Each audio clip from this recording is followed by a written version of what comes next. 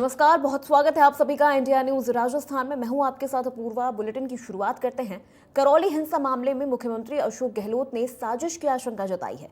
CM Gehlot ने बड़ा बयान देते हुए कहा कि दंगे भड़काने के पीछे कौन सी ताकतें काम कर रही हैं, उनका पर्दाफाश करेंगे और दोषियों के खिलाफ कड़ी कार्रवाई भी करेंगे।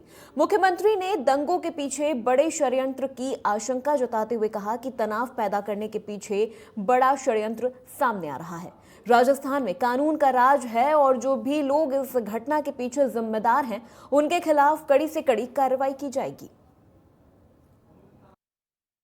घटना जो हुई है करौली की, वो आपके सामने है। और आज भी ब्यावर में आपस में एक छोटी बात को लेकर झगड़ा हो गया अभी सुबह और एक व्यक्ति की हत्या हो गई। तो अब ये जो जाति धर्म के नाम पर रंग दे देते हैं, दो व्यक्ति को भी भेज सकते हैं, मर्डर हो गया। और अगर धर्म अलग अलग है दोनों का, तो फिर धर्म के नाम पे लोग ध्रुवीकरण करके फिर उसको इश्यू बनाते हैं। तो आज तो मुझे चिंता कल से लगी हुई, जब से मैंने सुना है कि करौली के अंदर जिस प्रकार से घटना हुई है। मैंने अभी सुबह भी बात की डीजी से, उनको मैंने कहा कि जिन्होंने हरकत करी है, जिन्होंने ये दंगे भड़काने का प्रयास किया है, इसके पीछे कौन कोई ताकत थी, उन सबको आप उनके खिलाफ कड़ी से कड़ी कार्रवाई। करौली हिंसा को लेकर सीएम गहलोत सख्त नजर आ रहे हैं। मुख्यमंत्री अशोक गहलोत ने सीएम आवास पर कानून व्यवस्था की समीक्षा बैठक भी की और इस बैठक में मंत्री Ramesh Meena, CS Usha Sharma, DGP ML Lathar मौजूद रहे और बैठक में सीएम गहलोत ने कानून व्यवस्था कायम रखने और उपद्रव के आरोपियों को पकड़कर सख्ती से निपटने के निर्देश दिए।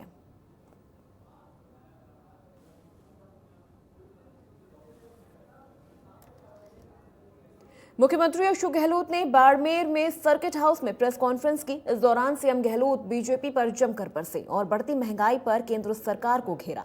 उन्होंने कहा कि देश में आज महंगाई, बेरोजगारी अपने चरम पर है। युवा नौकरी के लिए परेशान है। पेट्रोल डीजल के दाम आसमान छू रहे हैं। लोगों में जब आक्रोश बढ़ता है तो लोगों का ध्यान भटकाने के लिए सांप्रदायिक तनाव और ध्रुवीकरण जैसे मुद्दे उछाल दिए जाते हैं। सीएम गहलोत ने बीजेपी पर ध्रुवीकरण की राजनीति करने का आरोप लगाते हुए कहा कि जब से केंद्र में एनडीए की सरकार आई है, तब से ही देश में धर्म और जाति के नाम पर ध्रुवीकरण की राजनीति हो रही है, जो कि देश हित में नहीं है। जगह जगह तनाव पैदा हो रहा है। अगर लड़ने वाले दो अलग अलग समुदाय के होते हैं तो उसे सांप्रदायिक झगड़ा करार देकर ध्रुवीकरण का मुद्दा बना लेते हैं।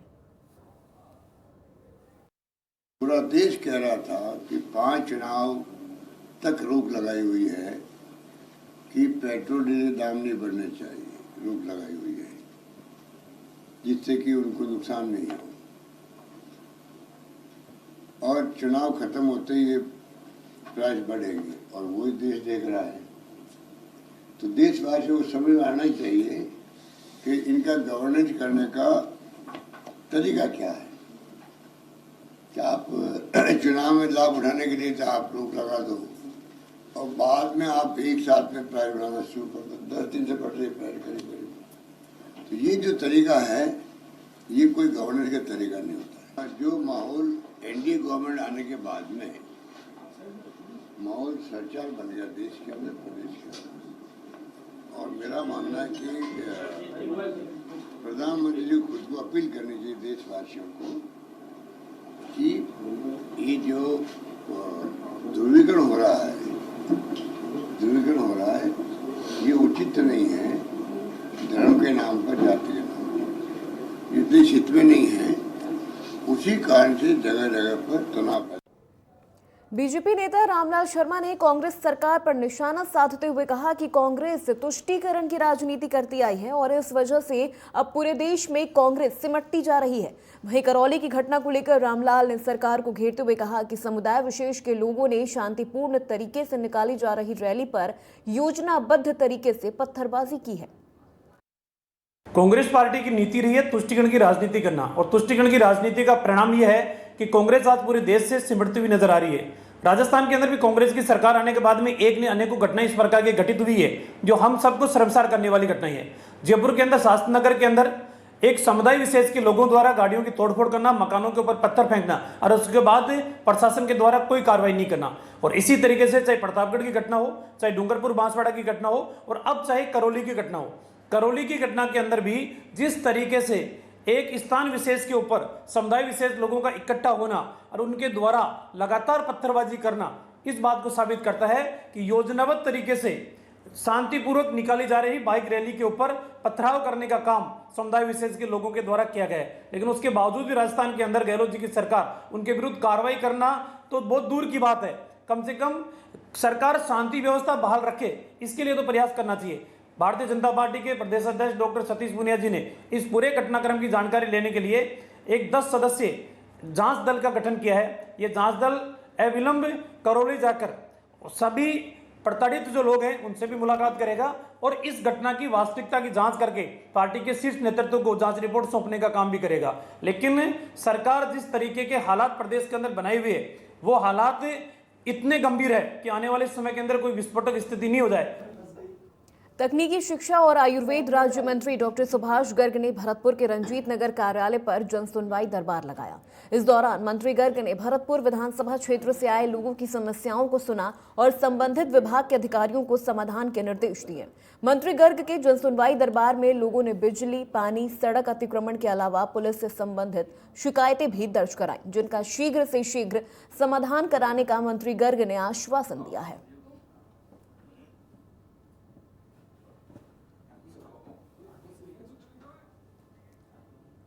नगरीय विकास और स्वायत्त शासन मंत्री शांति धारीवाल कोटा में हैं। चेटी चंड महोत्सव के मौके पर मंत्री धारीवाल जनेऊ संस्कार कार्यक्रम में पहुंचे और लोगों को चेटी चंड की शुभकामनाएं दी। इस दौरान करीब 41 बच्चों को कार्यक्रम के तहत जनेऊ धारण कराए गए। साथ ही विशाल भंडारे का भी आयोजन किया गया।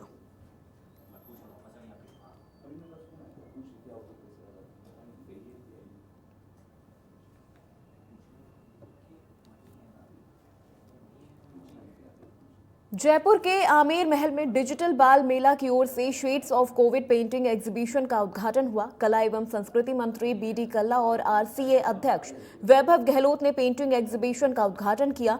इस एग्जीबिशन में देश भर से 50 चयनित बच्चों की पेंटिंग को प्रदर्शित किया गया है। उद्घाटन समारोह में विधानसभा बाल सत्र के प्रतिभागियों का सम्मान भी किया गया। मंत्री बीडी कल्ला और आरसीए अध्यक्ष वैभव गहलोत ने बच्चों की पेंटिंग को खूब सराहा। बाल मेला टीम की जानवी शर्मा ने बताया कि ये सभी पेंटिंग्स कोरोना पर आधारित है और हर पेंटिंग लोगों से बचाव के प्रति जागरूक करती है। डिजिटल बाल मेला की टीम के बच्चों ने कोरोना काल का सदुपयोग कर पेंटिंग बनाई है। इन्हें अब आमेर महल में एक बड़ा प्लेटफॉर्म मिलने जा रहा है। पेंटिंग एग्जीबिशन 15 दिन और चलेगी।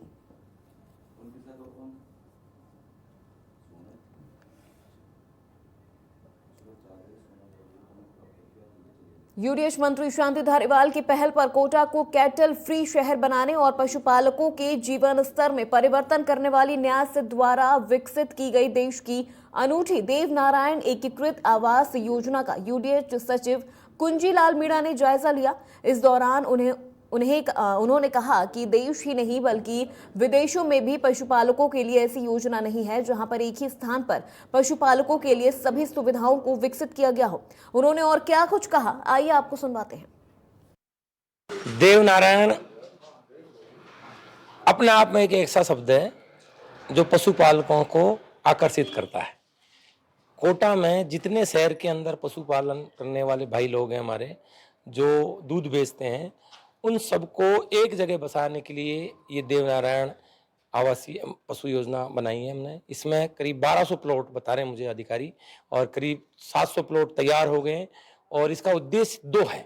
पहला उद्देश्य तो ये है कि कोटा में जो पशु विचरण करते हैं शहर के अंदर, तो वो नहीं करने चाहिए। अब वो नहीं करें तो उनको कहाँ भेजें? भाई कहना तो आसान है कि भाई हम पशुओं को बाहर भेजेंगे, लेकिन पशु कैसे जाएगा? जब पशुपालक को कोई आश्रय स्थल दोगे आप, जब हम शहरों में अतिक्रमण हटाते हैं, कच्ची बस्तियां हटाते हैं, तो सबसे पहले उनको बसाने की जुगाड़ देखते हैं कि भाई कहाँ ये कच्ची बस्ती के लोग जाके बसेंगे। उसी तर्ज पर कोटा में जो पशुपालक भाई बहन है हमारे, उनको हम निवेदन करके और कभी कोटा को हम पशुओं से फ्री रखेंगे। शहर में पशु होना अच्छी बात नहीं है, तो उन पशुपालकों को यहाँ शिफ्ट किया जाएगा। उसके लिए करीब ये 300 करोड़ की सुमेरपुर में प्रदेश कांग्रेस कमेटी के सचिव भूरा राम सिरवी जालौर जिला मुख्यालय पर धरना प्रदर्शन के बाद मीडिया से मुखातिब हुए। इस दौरान भूरा राम ने केंद्र सरकार पर जमकर प्रहार किया। पीएम मोदी पर आरोप लगाते हुए भूरा राम ने कहा कि जब नरेंद्र मोदी सीएम थे तब कांग्रेस पर जमकर बरसते थे, लेकिन अब वो महंगाई को कम करने के बजाय उसे और बढ़ा रहे हैं। उन्होंने कहा कि पेट्रोल, गैस, डीजल के अलावा टोल टैक्स पर जो बढ़ोतरी की गई है, इससे आम जनता की कमर टूट गई है।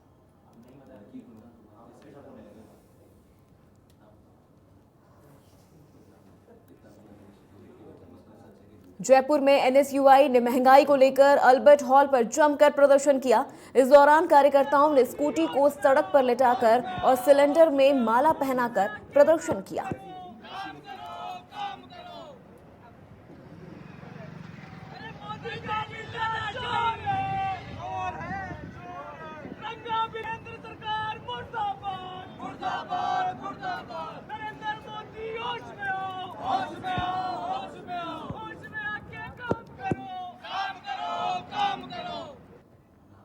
उदयपुर में भीम आर्मी चीफ चंद्रशेखर आजाद और आरएलडी प्रमुख जयंत चौधरी को पुलिस ने एयरपोर्ट पर रोका।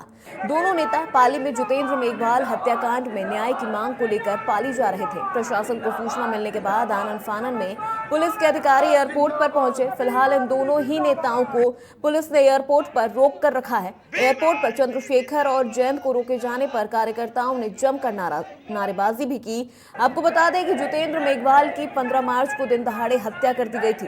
पुलिस के मुताबिक आपसी रंजिश के चलते जितेंद्र की हत्या की गई थी। जितेंद्र चिकित्सा विभाग में कोविड सहायक के पद पर कार्यरत था। वो ड्यूटी के बाद घर लौट रहा था। इसी बीच हमलावरों ने पीछे से वार किया, जिसमें वो घायल होकर गिर गया।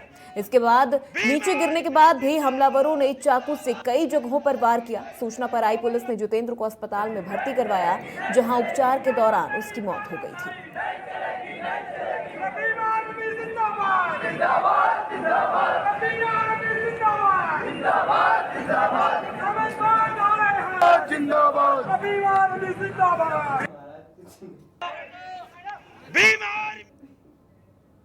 देश में एक बार फिर बड़े टेरर मॉड्यूल का खुलासा हुआ है। राजस्थान एटीएस ने 3 संदिग्धों को गिरफ्तार किया है, जो मध्य प्रदेश में रहकर आतंकी गतिविधियों में शामिल थे। मध्य प्रदेश एटीएस की मदद से गिरफ्तार किए गए तीनों संदिग्धों को राजस्थान एटीएस की पूछताछ में कई अहम खुलासे हुए हैं।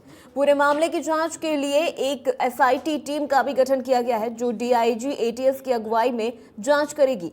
वहीं अब एटीएस गिरफ्तार तीनों संदिग्धों को कोर्ट में पेश कर रिमांड मांगेगी।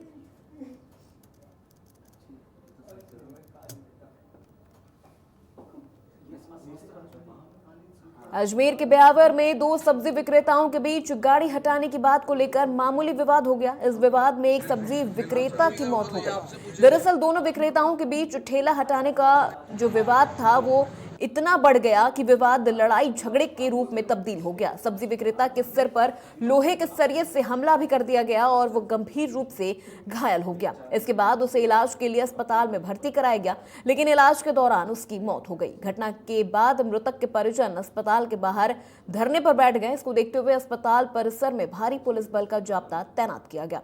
साथ ही रैपिड एक्शन की 3 बसें तैनात की गई हैं।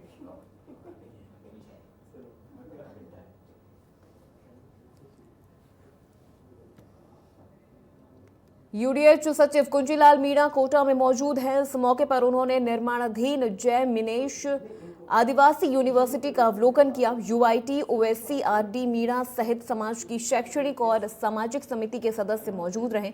तो वहीं यूनिवर्सिटी की कार्य प्रगति को देखते हुए सचिव कुंजीलाल मीणा ने उनकी सराहना भी की।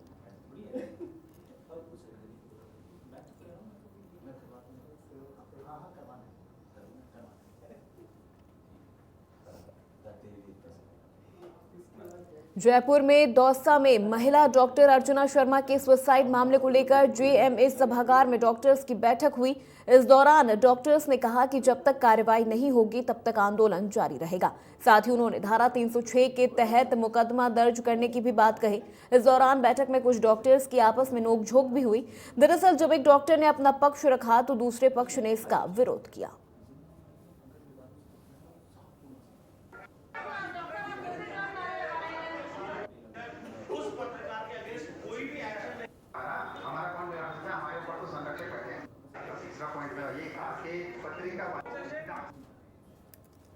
सवाई माधोपुर के सीमावर्ती करौली में हुए विवाद को लेकर सवाई माधोपुर जिला और पुलिस प्रशासन पूरी तरह से अलर्ट है। एसपी सुनील कुमार विश्नोई जिले के गंगापुर सिटी पहुंचे और फ्लैग मार्च निकाला। दरअसल गंगापुर सिटी करौली बॉर्डर से सटा हुआ है और किसी भी अनहोनी की आशंका के मद्देनजर विश्नोई गंगापुर सिटी पहुंचे हैं। फ्लैग मार्च कस्बे के मुख्य मार्गों से होते हुए गुजरा। इस दौरान पुलिस ने आमजन से भाईचारा और सद्भावना बनाए रखने की अपील की।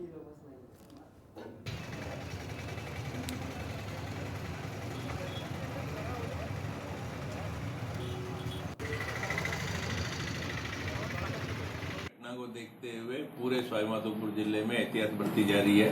पर्याप्त जाब्ता लगाया गया है और लोगों से यही अपील है कि आपसी सद्भाव बनाए रखें। रमजान का पाक महीना है, हिंदू धर्म का नया साल शुरू हुआ है, तो सभी मिलकर आपस में सांप्रदायिक सद्भाव बनाए रखें, अपना माहौल नहीं खराब करें, इसी में सभी की भलाई है। यहाँ पर क्या एक्स्ट्रा इंतजाम किए गए हैं सुरक्षा को मद्देनजर? यहाँ आरआईसी की एक कंपनी पहले से ही थी और एक्स्ट्रा जाब्ता दिया गया। एक एसटीएफ की कंपनी भी रिजर्व के रूप में रखी गई है, वो जिले पूरे के लिए, पर उसका कैंप यहाँ रखा गया है और सभी एसएचओ को थोड़ा थोड़ा एक्स्ट्रा जाब्ता दिया। मैं लोगों से यही अपील करना चाहूंगा कि अफवाहों पे ध्यान नहीं दें, पहले उसे वेरीफाई करें। इस माहौल में असामाजिक तत्व अफवाहें फैलाना और माहौल बिगाड़ना चाहते हैं और उससे अगर सांप्रदायिक सद्भाव बिगड़ता है तो सभी को परेशान होना पड़ेगा। तो अपने आसपास के एरिया में अगर कोई सांप्रदायिक तत्व कोई बदमाशी करता है तो तुरंत पुलिस को सूचना दे, अफवाहों पे बिल्कुल ध्यान नहीं दे उसे। सीकर के हर्ष पहाड़ियों के घने जंगलों में स्थित जीड़ माता का सालाना उत्सव नवरात्रों में शुरू हो गया है। खेतड़ी रियासत में जीड़ माता की अहम मान्यता है। उत्सव की शुरुआत खेतड़ी से जाने वाले ध्वज के साथ होती है। रविवार को श्रद्धालुओं का एक जत्था खेतड़ी से ध्वज लेकर सीकर के जीड़ माता मंदिर में स्थापित करने के लिए रवाना हुआ, जिसमें भक्तों के साथ साथ खेतड़ी के कई गणमान्य लोग भी मौजूद रहे। माता के मंदिर में चढ़ने वाले ध्वज को शहर के मुख्य मार्गों से घुमाया गया और सीकर में स्थित जीड़ माता के मंदिर के लिए भेजा गया। इस ध्वज के मंदिर में चढ़ने के साथ ही नवरात्रों का लक्खी मेला शुरू हो जाता है।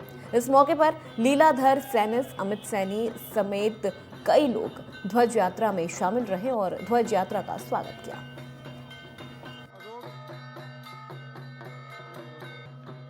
माता संघ खेतड़ी द्वारा जीड़ माता के निशान को नगर भ्रमण बैंडबाजी के साथ करवाया गया है और ये पंचमी को जीड़ माता के मंदिर में निशान चढ़ाया गया। जयपुर में पालनहार फाउंडेशन की ओर से रक्तदान शिविर का आयोजन किया गया। इस शिविर में युवाओं ने बढ़ चढ़कर हिस्सा लिया। शिविर आयोजक ने बताया कि रक्तदान शिविर में 500 यूनिट का लक्ष्य रखा गया है। वहीं युवाओं का कहना है कि एक तरफ देश में कोरोना और मौसमी बीमारियों का कहर है, वहीं दूसरी ओर खून की कमी भी देखने को मिल रही है, तो इस वजह से किसी की मौत न हो, इसके लिए रक्तदान शिविर का आयोजन किया गया है। सर, रक्तदान बहुत ज़रूरी है जनता के लिए और अभी कोरोना काल ख़त्म नहीं हुआ है और रक्त की आए दिन किसी न किसी को ज़रूरत पड़ती रहती है। तो ये हमारा चतुर्थ विशाल रक्तदान शिविर है। हम साल में 2 से 3 शिविर करवाते हैं और आगे भी इसको करवाते रहेंगे। ज़्यादा से ज़्यादा लोगों को तक ब्लड की कमी नहीं होनी चाहिए, ब्लड पहुँचना चाहिए। ये बहुत ज़रूरी है क्योंकि ना आए दिन हमको किसी भी मरीज के लिए खून की आवश्यकता पड़ती है।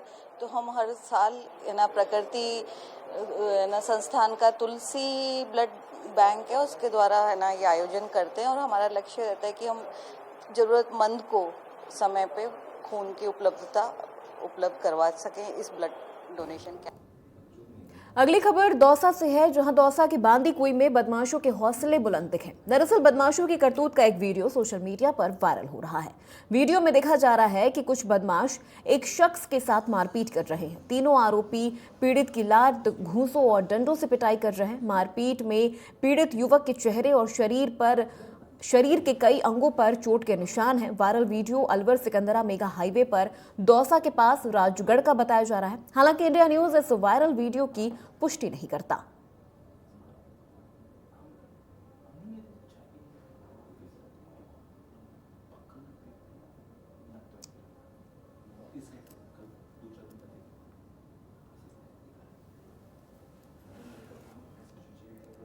नागौर के रियाबड़ी में अज्ञात परिस्थितियों में एक युवक ने फंदा लगाकर आत्महत्या कर ली। मामले की सूचना मिलते ही पुलिस मौके पर पहुंची और शव को मोर्चरी में रखवाया। मृतक की पहचान मीसा राम बताई जा रही है। फिलहाल पुलिस ने मामला दर्ज कर आगे की जांच शुरू कर दी है।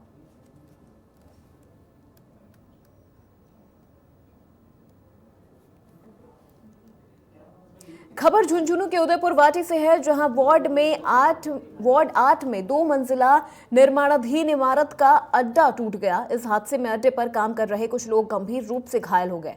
घटना के बाद घायलों को उदयपुर वाटी अस्पताल में भर्ती करवाया गया, जहां उनका इलाज जारी है।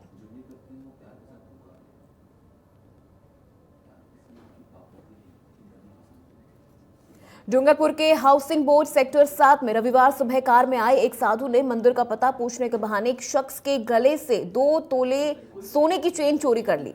घटना के बाद पीड़ित ने कोतवाली थाने में केस दर्ज करवाया है। जानकारी के अनुसार पीड़ित दिनेश घर की तरफ लौट रहा था, तभी एक गाड़ी उसके पास आकर रुकी। कार की पिछली सीट पर एक साधु बैठा था। कार के ड्राइवर ने पीड़ित को पीछे से सीट पर बैठे साधु से आशीर्वाद लेने को कहा, तभी साधु ने उसके गले से चेन को पार कर दिया और मौके से फरार हो गया। फिलहाल पुलिस ने मामला दर्ज कर आगे की जांच शुरू कर दी है।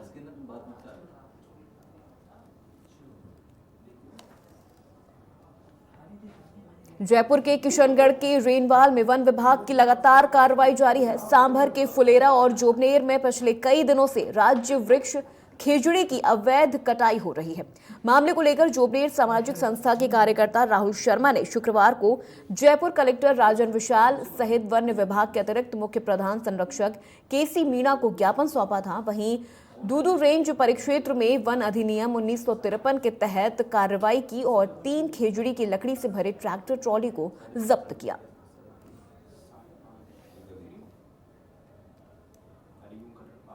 तो फिलहाल बुलेटिन में बस इतना ही। देश प्रदेश की तमाम बड़ी खबरों के लिए देखते रहिए इंडिया न्यूज।